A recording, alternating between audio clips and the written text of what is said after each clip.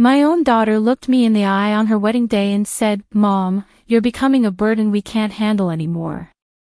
She thought she could just ship me off to a nursing home and take my house. She had no idea I was about to make the biggest power move of my life. By the end of this story, she'll be begging for my forgiveness. The September afternoon sun streamed through the windows of St. Catherine's Chapel as I adjusted my midnight blue dress one final time. Today was my daughter Amanda's wedding day, and despite the knot in my stomach, I'd spent weeks making sure everything was perfect for her special moment. At 68, I still moved with the grace my late husband Marcus had always admired, even though my heart felt heavier these days. The church was decorated with white lilies and baby's breath, flowers I'd grown in my own garden and arranged myself, working late into the night to create something beautiful for my only child. Amanda swept into the bridal suite wearing a gown that cost more than my monthly pension. Behind her came her fiancé, David, an investment banker who always looked at me like I was an unwelcome expense on his balance sheet.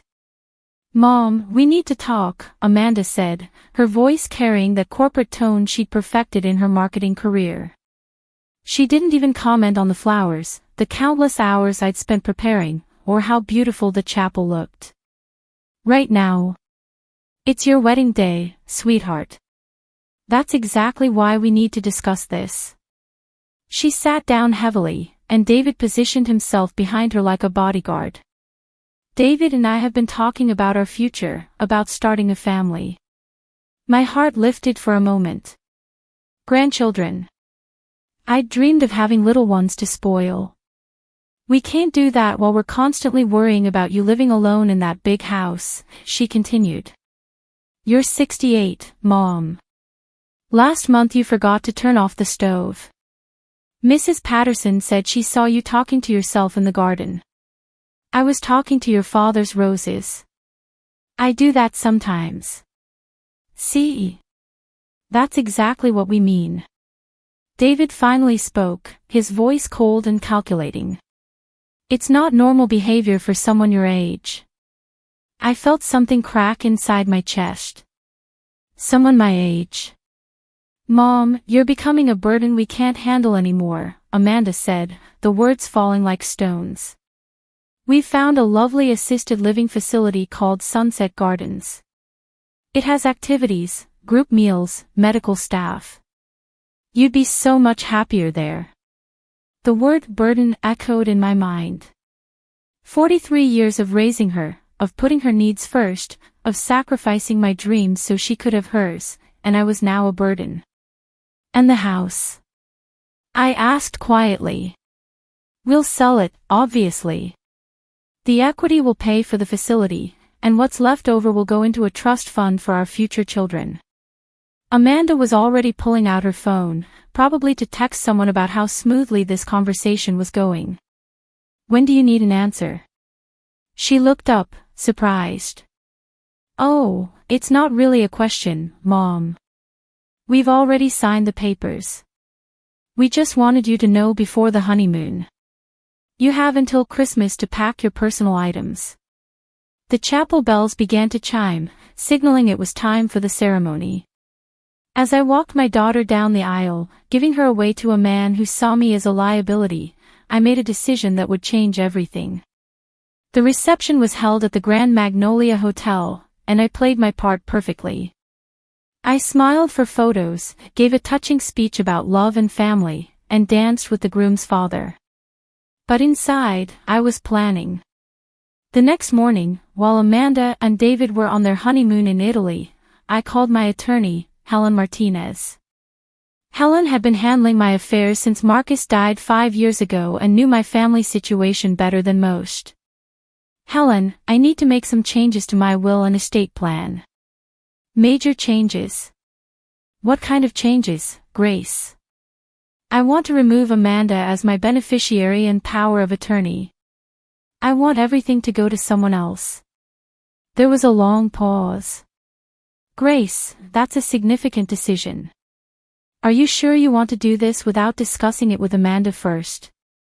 "I'm absolutely sure. The someone else was my neighbor's son, Thomas Chin." 28 years old, recently divorced, struggling to make ends meet as an elementary school teacher while caring for his elderly mother, Mrs. Chen, who lived next door. For 3 years, since his father passed away, Thomas had been the son I never had. He mowed my lawn without being asked, fixed my leaky faucet, drove me to doctor's appointments, and always had time to sit on the porch and listen to my stories about Marcus. He never asked for anything, never expected anything, never made me feel like my presence in his life was an inconvenience. The second call was to a real estate agent recommended by Helen. I need to sell my house quickly and quietly. I'm flexible on price if the timeline is firm. Within a week, I had a cash offer from a young couple desperate to close before their lease expired. It was $50,000 below market value, but I didn't care. I had other plans for that money. The third call was to Premier Travel Services. I'd like to book a one-way ticket to New Zealand. I want to enroll in a pottery program in Auckland and stay for at least 6 months. Pottery had been my passion in college, but I'd given it up when I got married and started a family. For 45 years, those dreams had sat dusty on a shelf while I focused on everyone else's needs. The fourth call was to Thomas. Mrs. Rodriguez. Is everything okay? His voice was warm with genuine concern. Thomas, I have something important to ask you. How would you feel about buying my house? What? Mrs. Rodriguez, I could never afford your house. What if I told you the price was $1? The silence stretched so long I thought we'd been disconnected. I don't understand. I explained about Amanda's plans, about the nursing home, about being called a burden on her wedding day. I didn't share all the cruel details, but I shared enough. Mrs. Rodriguez, if you want to stay in your house, you should stay. You're sharper than most people half your age. But what if I don't want to stay? What if I want to do something completely different with my life? Another pause. Then you should do something different. You've earned the right to live however you want. The house is yours, Thomas. I'm having the deed transferred this week. Your mother will have a safe place to live, and you'll have stability for your future. I could hear him crying on the other end of the line. Where will you go? New Zealand. I'm going to learn pottery again. That evening, I called Amanda in Italy. She answered on the 5th ring, her voice distracted by laughter and music in the background. Mom, we're at dinner. Can this wait? I wanted to let you know I won't be needing that nursing home. What do you mean? I've made other arrangements. Mom, we've already put down the deposit. The contracts are signed. You can't just change your mind. Actually, I can. It's my life. I heard her excuse herself from the table, the background noise fading. Fine. We'll discuss this when we get back. David says we can probably get most of the deposit back if we cancel now. I won't be here when you get back. What? I'm going to New Zealand. I leave tomorrow. The silence was deafening. Finally, her voice came back, sharp with anger. This is ridiculous. You can't just run away because you don't like our decision. It wasn't your decision to make. Mom, you're being completely irrational. You can't just. I hung up. The next morning, I woke before sunrise with a clarity I hadn't felt in years. Thomas arrived at 8 a.m. with his mother to help me load my 2 suitcases into his car. Are you sure about this? Mrs. Chen asked, hugging me tight. Her English was still broken after 40 years in America, but her warmth needed no translation. I've never been more sure of anything. At the airport, Thomas walked me to security. Mrs. Rodriguez, I don't know how to thank you. You already have. You've been thanking me for 3 years just by being yourself. As I handed my boarding pass to the gate agent, my phone buzzed with 17 missed calls from Amanda. I turned it off and stepped toward my new life. Auckland in October was everything I'd imagined and nothing I'd expected. Spring was arriving in the southern hemisphere, and the city hummed with energy and possibility. I enrolled in an intensive pottery program at the Auckland Institute of Arts, found a small apartment overlooking the harbor, and for the first time in decades, focused entirely on my own dreams. The clay felt foreign under my fingers at first, after so many years away. But slowly, muscle memory returned. I remembered the meditation of centering clay on the wheel, the satisfaction of pulling up walls, the magic of transformation in the kiln. My instructor, a Maori woman named Aroha, became a friend and mentor. The clay remembers, she told me during my first week.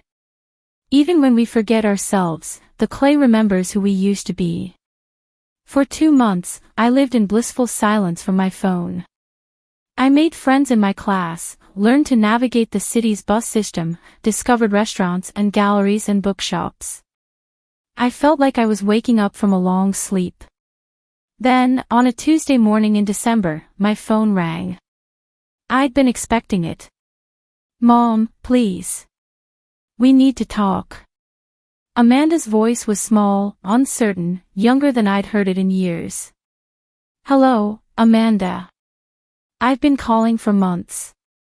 Thomas said you went to New Zealand, but he wouldn't give me your number. Thomas is a good boy. He was protecting my privacy." "Your privacy? I'm your daughter." I was silent. "Mom, I don't understand what happened. One day we were planning your care, and the next day you disappeared and given away everything." "I didn't give away everything, Amanda. I gave away the things you'd already decided belonged to you." That's not how I meant it. Isn't it?" There was a long pause. "The house sold for $680,000. Did you know that? Thomas got a fair price." "Mom, that money was supposed to be for your care. For our children's education. Your unborn children. That's not the point." "What is the point, Amanda?" Another pause. "I've been thinking about what happened. About what I said at the wedding. I waited. I called you a burden." "Yes, you did. I didn't mean it the way it sounded." "How did you mean it?" I meant that I was worried about you. That I wanted you to be safe and taken care of. By putting me in a nursing home against my will. It wasn't against your will. We thought you'd like it once you tried it. Did you ask me what I wanted?" Silence. "Did you ask me if I was happy living alone? If I felt unsafe? If I wanted to leave the home I'd shared with your father for 35 years? No. Did you ask me if I had dreams or goals or plans for my own future? No. You made assumptions about what was best for me based on what was most convenient for you." I heard her crying now. "I'm sorry, Mom. I'm so sorry." "What are you sorry for, specifically?" "I'm sorry for calling you a burden. I'm sorry for making decisions about your life without including you.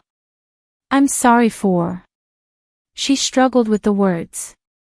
"I'm sorry for treating you like a problem to be solved instead of a person with your own wants and needs." I felt something shift in my chest. "Thank you. Will you come home? This is my home now, Amanda. At least for the next year. But what about Christmas? What about being a grandmother someday? You can visit me. New Zealand is beautiful in their summer, which is our winter. You might like it. I can't just drop everything and travel to the other side of the world." "Why not? You expected me to drop everything and move to a nursing home." Another long silence. "Mom, I want to make this right." "Tell me how to make this right." "Start by building a life that makes you happy instead of one that looks good to other people. Figure out what you want, not what you think you should want." I don't know what that means. It means stop trying to control other people's lives and start taking responsibility for your own happiness. Over the next few months, Amanda called regularly. She told me about starting marriage counseling with David, about quitting her high-stress marketing job to teach art classes at a community center, about the pottery wool she'd bought for their garage. I thought about what you said, she told me during one call. About building a life that makes me happy. I remembered that I used to love making things with my hands. I remember. You used to make me ashtrays and bowls when you were little. Terrible ashtrays, she laughed. You never smoked, but you kept every single one. They weren't terrible. They were made with love. In March, she called with different news. Mom, David and I are getting divorced. I felt a complex mix of emotions. How are you feeling about that? Scared. Sad. But also, relieved. We wanted different things. He wanted a wife who would manage his life and make him look successful. I wanted a partner who saw me as more than a supporting character in his story. That sounds familiar. I know. I did the same thing to you. She paused. I've been thinking about coming to visit. If you'd like that. I'd like that very much.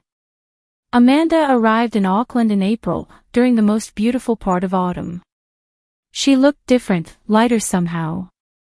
Her hair was longer, less perfectly styled. She wore jeans and a cotton sweater instead of her usual designer clothes. You look happy, she said when she saw me at the airport. I am. You look different too. I feel different. I took her to my favorite cafe overlooking the harbor, where we talked for hours. She told me about her art classes, about the small apartment she'd moved into after the divorce, about the therapy sessions where she was learning to identify her own needs and desires. I brought you something, she said, pulling a small wrapped package from her purse. Inside was a ceramic bowl, clearly handmade, slightly lopsided but beautiful in its imperfection. I made it in my pottery class. It's not very good, but it's the first thing I've made with my own hands in 20 years. I held the bowl, feeling the weight of her effort, her vulnerability, her attempt to connect with me through clay and intention. It's perfect. It's really not. The walls are uneven, and there's a crack on one side. The cracks are where the light gets in, I said, echoing something Aroha had taught me. Perfect things don't tell interesting stories. We spent 2 weeks together in Auckland. I showed her my pottery studio, introduced her to my friends, took her hiking in the hills outside the city.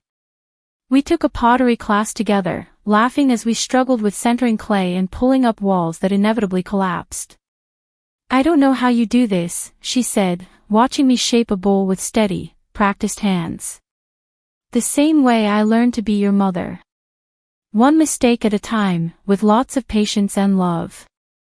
On her last night, we sat on my apartment balcony overlooking the harbor, sharing a bottle of New Zealand wine. I have something to tell you, she said. Thomas and Mom Chin invited me for dinner when I got back home to collect some things. I smiled. How are they? They're wonderful. The house looks beautiful. Thomas repainted the kitchen and Mom Chin has transformed the garden. It looks loved. She paused. They showed me something. A room they'd prepared. A room? Your old sewing room. They'd turned it into a guest room and decorated it with some of your photos and a few pieces of your pottery from college. Thomas said they were hoping you'd come visit someday, that you'd always have a place there if you wanted it. I felt tears prick my eyes. That's very thoughtful of them. Mom, I need to ask you something, and I want you to be honest with me. I waited. Do you think you'll ever forgive me? Not the polite, surface forgiveness, but real forgiveness. I looked at my daughter, really looked at her. This woman I'd raised, loved, worried over, and yes, lost myself in for so many years.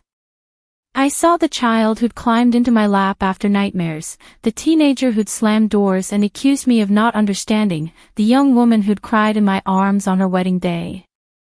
But I also saw someone new. Someone who was finally asking the right questions. Amanda, forgiveness isn't something I give you.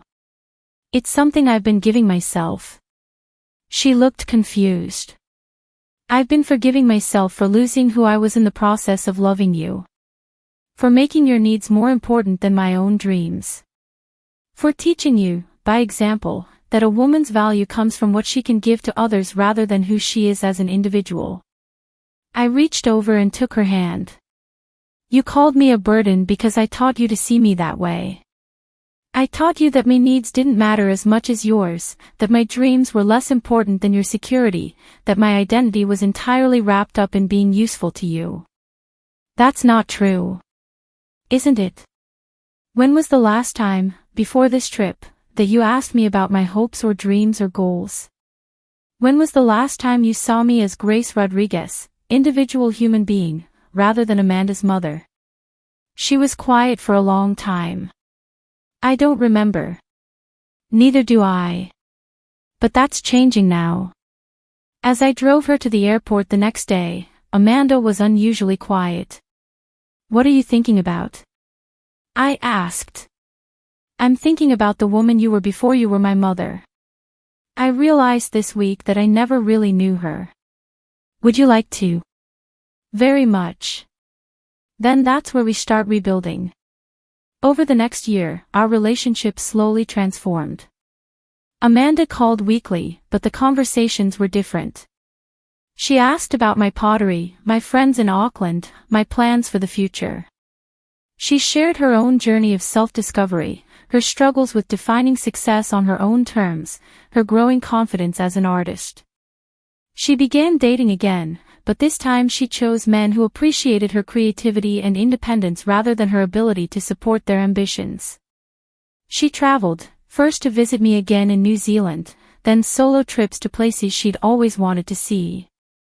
In October, exactly 2 years after I'd left Chicago, Amanda called with news. Mom, I'm getting married again. My heart clenched with old fears. Oh. His name is Michael, and he's an art teacher at the high school where I volunteer. He's kind and funny and he supports my pottery addiction. She laughed. But that's not why I'm calling. What is it? I want you to know that this time, I'm not planning a wedding around other people's expectations. I'm planning a celebration that reflects who Michael and I actually are. That sounds wonderful.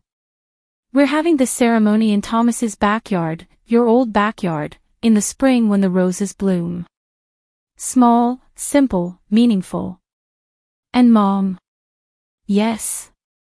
I want you to be my matron of honor. Not because you're my mother and it's expected, but because you're one of the strongest, most inspiring women I know. I felt tears streaming down my face. I'd be honored. There's one more thing. Michael and I have been talking about starting a family, and I want you to know, when that happens, our children will know their grandmother as Grace Rodriguez, world traveler, artist, and independent woman. Not just as grandma who exists to babysit and provide free childcare. Amanda. I want to raise children who see older women as complete people with rich, ongoing lives. I want them to know that grandparents are people with their own stories, dreams, and adventures. I think your father would be very proud of the woman you've become. I think he'd be proud of both of us. I returned to Chicago for the wedding in May. The ceremony was held in the garden I'd tended for so many years, now flourishing under Mom Chen's care. Thomas walked me down the aisle this time, and I wore a dress I'd bought in Auckland, flowing, colorful, nothing like the conservative clothes I'd worn as Amanda's mother. The reception was small and joyful. I danced with Michael, who thanked me for raising such a remarkable woman. I laughed with old neighbors who marveled at my transformation. I sat with Mom Chen and Thomas, my chosen family, watching Amanda glow with genuine happiness. But the moment that meant the most came during Amanda's speech. 2 years ago, she said, looking directly at me, I made the worst mistake of my life. I told the most important woman in my world that she was a burden. I tried to reduce her rich, complex life to a problem I could solve. The small crowd was silent. That woman, my mother, Grace Rodriguez, taught me that it's never too late to choose yourself. It's never too late to pursue dreams you thought you'd given up. It's never too late to demand that people see you as a complete human being rather than just a role you play in their lives. She raised her glass. Mom, thank you for showing me what courage looks like. Thank you for choosing yourself when I couldn't see you clearly. Thank you for teaching me, by example, that love doesn't mean losing yourself, it means finding yourself and sharing that authentic person with the people who deserve you. The toast was echoed by 30 voices, and I felt the weight of years of misunderstanding finally lift from my shoulders. Later that evening, as the celebration wound down, Amanda and I walked through the garden together. Are you happy with how everything turned out? She asked.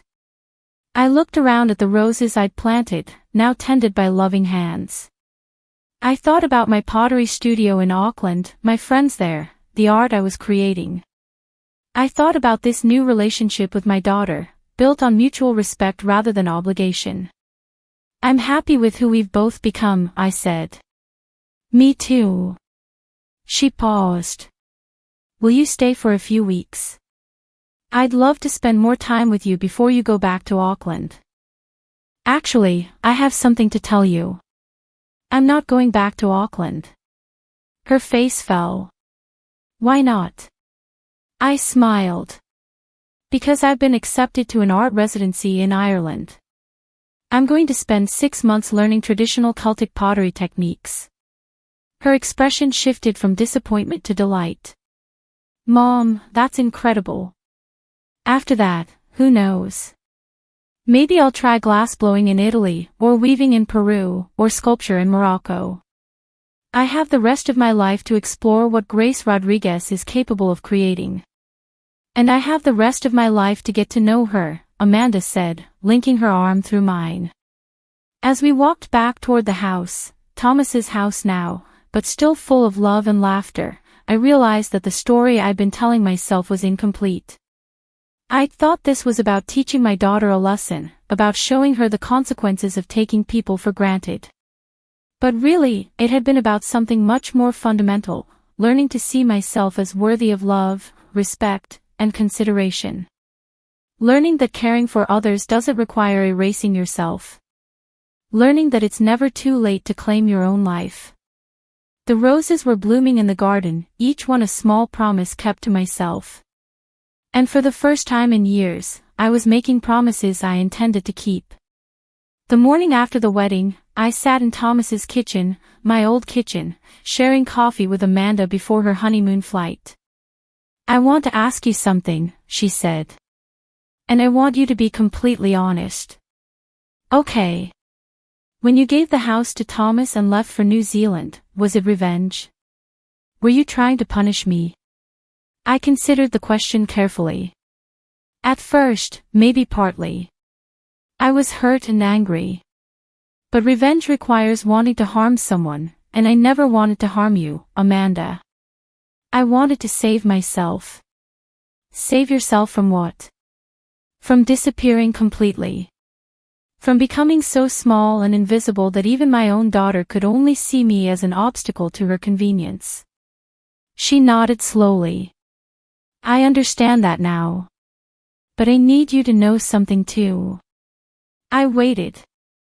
When I realized what I'd lost, not the house or the inheritance, but you, the real you, it changed everything about how I saw myself.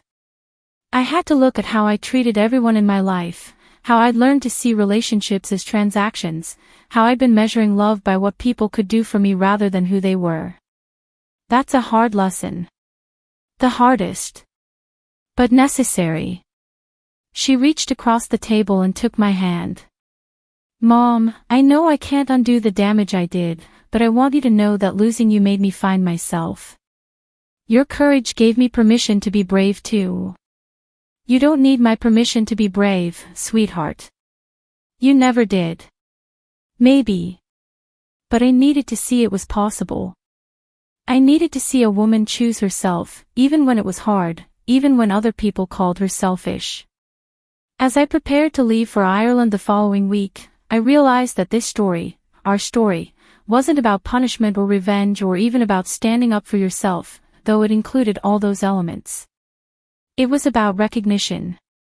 About seeing and being seen. About the radical act of refusing to be invisible, even to the people who love you. It was about remembering that every woman, every person, deserves to be known as more than the role they play in other people's lives. And most importantly, it was about understanding that it's never too late to become who you were meant to be, to pursue dreams you'd set aside, to demand that the world, including your own family, see you as a complete, complex, worthy human being. As I boarded the plane to Dublin, I carried with me 2 suitcases, a ceramic bowl made by my daughter's hands, and the knowledge that Grace Rodriguez was just getting started. The best part of my story, I realized, wasn't behind me. It was waiting to be written in clay and fire, in new friendships and unexpected adventures, in the daily choice to honor my own dreams alongside my love for others. I was 70 years old, flying alone to a foreign country to learn an ancient art, and I had never felt more alive. The story that began with being called a burden had become a story about bearing gifts, the gift of authenticity, of courage, of showing others that love doesn't require self-erasure. Sometimes the greatest gift you can give your children is the example of a life lived fully, bravely, and entirely on your own terms. As the plane lifted off toward Ireland and the next chapter of my adventure, I smiled at the thought of the clay waiting for my hands, the stories waiting to be shaped, the woman I was still becoming. The potter's wheel turns, and every ending is just another beginning.